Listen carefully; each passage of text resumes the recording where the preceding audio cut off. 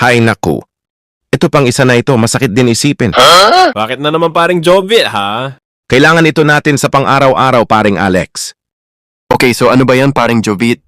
Panluto sa umaga o kahit anong oras pa man, panluto, panlinis, sa CR, panglinis sa wet poo, panligo, naku naman talaga, pero walang tulo. Ano ba yan, oy? Oo nga pare, mabuti na banggit mo yan. Dati-rati hindi naman ganon.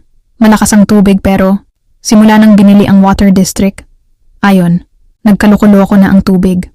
Oo nga, narinig ko sa taga-ibang bayan, tulad sa Binyan, Silang, o kahit dyan sa Bulacan, umaangal di sa tubig, bukod sa may schedule, mahina pa. Naku naman talaga, ano ba ang nangyawari?